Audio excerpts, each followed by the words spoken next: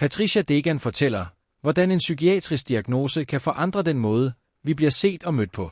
Som 17-årig fik Patricia selv diagnosen skizofreni. I dag har hun en Ph.D. i psykologi og internationalt anerkendt ekspert i recovery.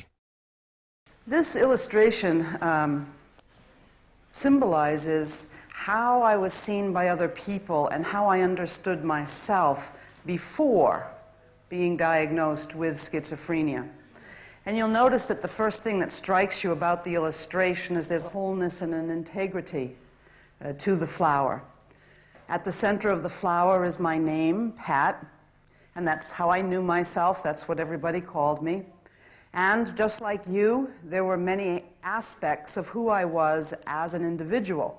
There was my culture, my family, my friends, my sexuality, my work history, my politics, my class background, my spirituality, etc. So I was a multidimensional, multifaceted person as I am today. And also importantly, you'll notice on the flower that there's an empty petal at the top.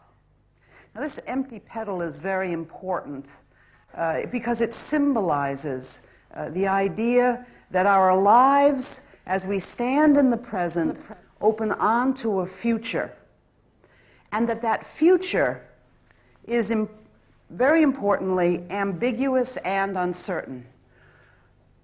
Martin Heidegger, the great philosopher, once said that to be human means to be a question in search of an answer. And I always enjoyed this definition of being human because it means that life is a quest, life is a journey, life is an unfolding question in search of answering. And that what it means in some very essential way to be human means that we're always projected and up to something, always questioning, not just in adolescence, but in adulthood, and even hopefully into old age, always asking, who am I, what am I up to, and who will I be today? And the reason I'm stressing this idea of the open petal on the flower is because it's precisely in this area where life opens onto a future which is ambiguous and uncertain, that a very great wounding occurs.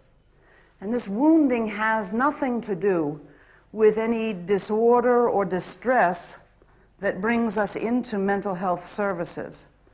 Rather, this is a wounding, a deep wounding to the heart and of humanity itself that occurs because of the way most of us who are diagnosed with mental illnesses are treated once we enter into the system. To give you a sense of who I was, just prior to being diagnosed, I enjoyed athletics. I was a terrible student. I did everything I could to avoid paperwork or reading or writing, but I loved basketball and baseball and all manner of sports. And my dream as a teenager was to become a coach for a women's athletic team.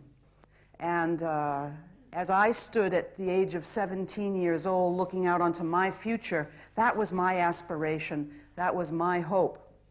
Within a fairly short period of time, I was taken to a mental institution and diagnosed with schizophrenia. And once I was diagnosed with schizophrenia, everything began to change in terms of how others viewed me. Once diagnosed with schizophrenia, the disorder took on a master status in terms of my identity.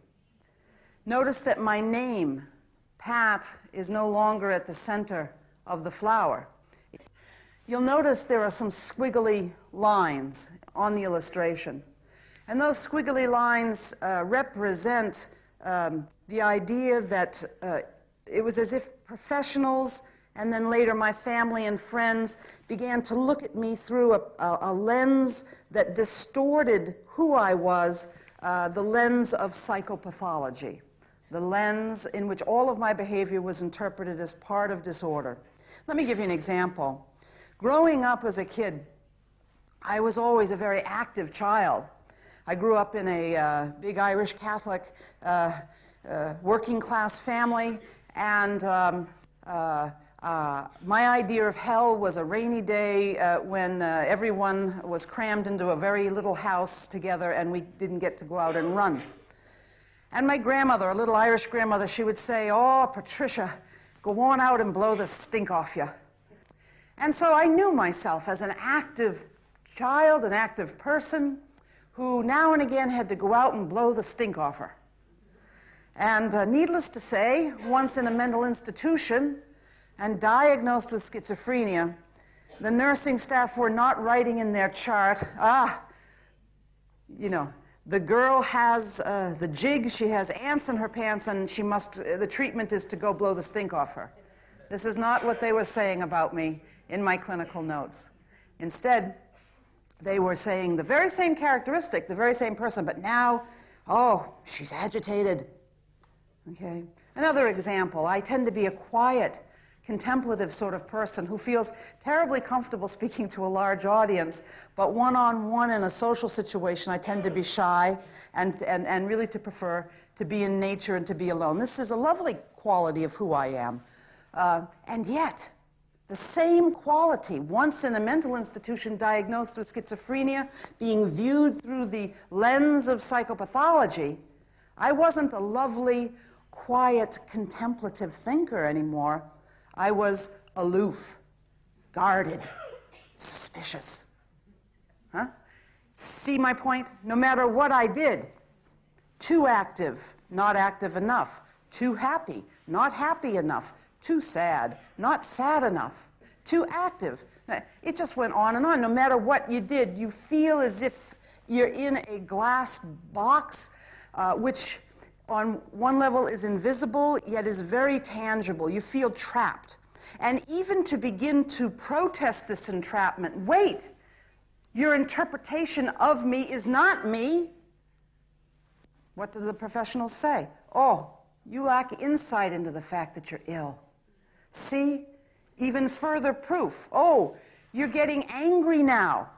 Further evidence of the illness, so that you really do feel captured in the gaze, and eventually a process of colonization occurs where we actually begin to believe these things about ourselves, this interpretation of ourselves. We begin to internalize it. We become colonized by a psychiatric view of ourselves, and that can lead to even further trouble. So some of this bias, or this tendency to see disease rather than human being, is really something that is trained. I have some very fascinating studies in the history of psychology, and I've gone into abandoned institutions, mental institutions in the United States, and found old clinical records. And I found a particularly fascinating one of nursing students who were young and coming into the field for the first time. And they had to keep a journal where they, from memory, recounted their conversation with patients. This would have been back in the 1960s. When I found these journals in the 90s, but they were quite ancient and laying on the floor. And the nursing students, because they were new to the field, would write very simple things like, "I met Judy today. She's a 60-year-old woman. She reminds me a lot of my grandmother.